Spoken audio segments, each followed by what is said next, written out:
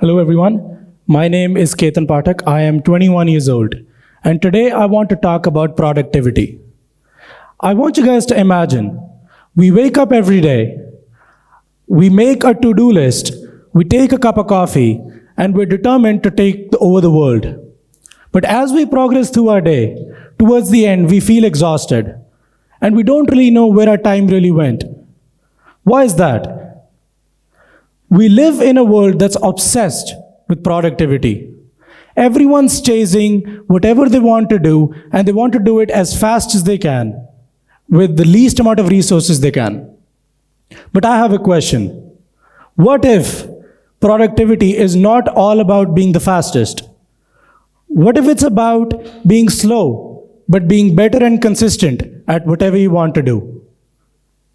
So according to this, I have some insights about my own personal life that I want to show you guys to demonstrate how I was able to be productive through some dark times I was facing. So to give context to this, I was always a very athletic child growing up. I was into all sports, majorly badminton and basketball. One day at the age of 11, when I was playing basketball, I felt some pain in my right knee. Initially, I didn't think anything of it. All I thought it to be was a muscle spasm. After a few days, when the pain didn't go away on its own, I decided to tell my parents. Now, my parents took me to various different doctors. I was going from one doctor to another, and nobody could really tell me that what was really wrong and what was going on. It wasn't until after 3 years, when I was 14 years of age, after having done many X-rays, many MRIs, and having gotten done my blood work a couple of times, that I was medically diagnosed with ankylosing spondylitis, which is a form of arthritis. To quickly explain, ankylosing spondylitis is an autoimmune condition that severely affects your joints and causes inflammation in your body. If not managed properly, it can cause some severe permanent damage to your joints. Now, at the age I didn't completely understand the severity of the situation, but I could see it. I could see it on my parents' face. They were more devastated than I was. Now, at that point, because my disease was still at an onset stage, I was advised by all of my doctors to stop doing any unnecessary physical activities. So gradually, over the next couple of years, as I stopped playing sports, as I stopped doing any unnecessary activities, I found myself gaining a lot of weight, which put a lot of strain on my joints and my body. At my worst, I was approximately 90 kgs. Now that's not good for a guy who's just been diagnosed with arthritis. So despite all of these medical challenges I was facing, I found an outlet in technology.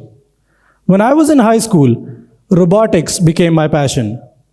It was this newfound passion of mine that helped me through some of the darkest times I was facing at that time. I still remember when I had my national championship of robotics, which was to be held in Ahmedabad, I remember packing about 2 to 3 different types of painkillers because that's how scared I was. I did not want to be put in a position where I didn't know what to do. So fortunately, we won the competition, which further fueled my passion towards robotics. And when I was 18, at that point, I decided that I was going to be a mechatronics engineer. Now, as an average 18-year-old guy who's just thought that he's figured out what he wants to do, I was researching on all the different institutes I could get into. Now, as all of you probably know, the best institutes for engineering in India are IITs. But as prestigious as they are, they're very competitive to get into.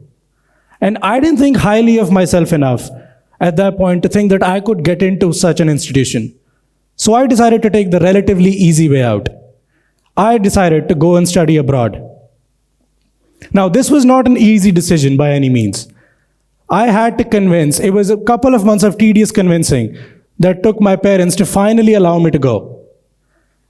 And I was selected into McMaster University in Canada. But there was one thing left to do before going. I had to have a word with my doctor. I had to have the green light from him. When I explained my passion towards robotics to my doctor, initially, he advised me not to go because apparently the condition I have gets worse the colder the temperature you live in.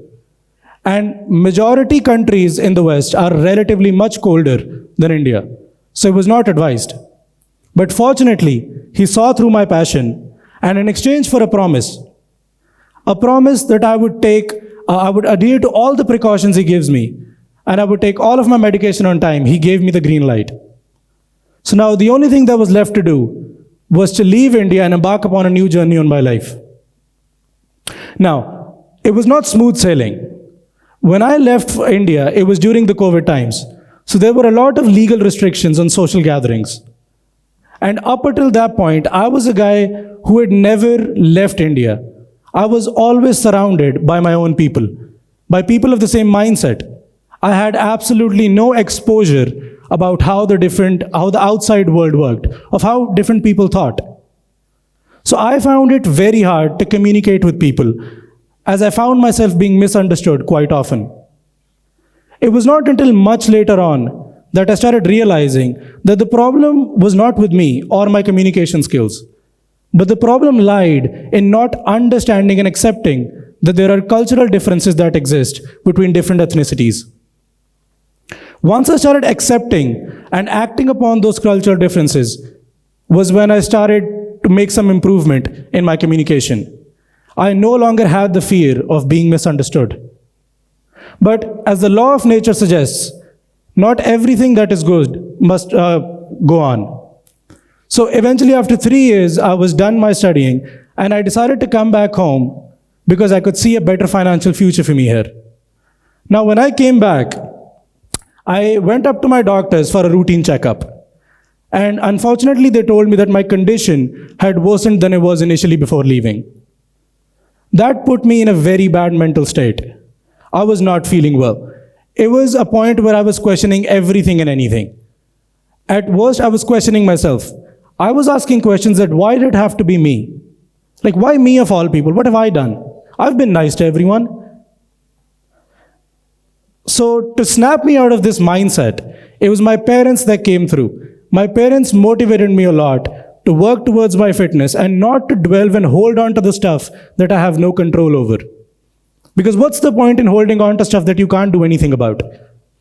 The only thing I can possibly do in my life is to improve whatever I can actually work on. So as an average overweight guy who wants to get into fitness, I joined a gym. And I was consistent for about 6 months.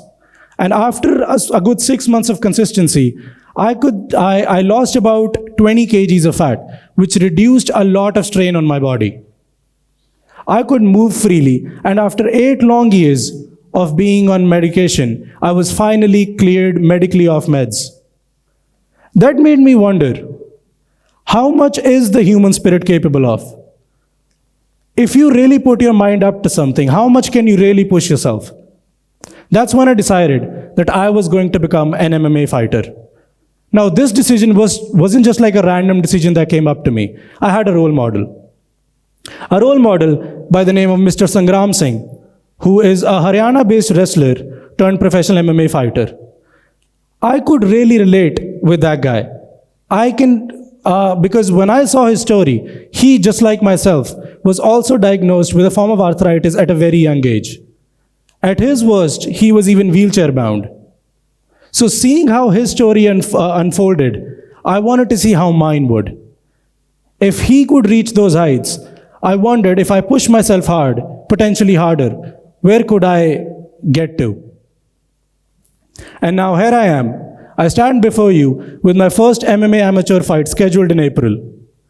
All I want to convey is, no matter what the obstacles you've been faced, there's always a way forward. And by no means am I telling all the diabetics out there to go and have a crack at all the sweet treats you can find. But in the end, I just want to leave you guys with a question. A question I really want you all to ask yourselves. What challenges are you ready to face head on? Thank you.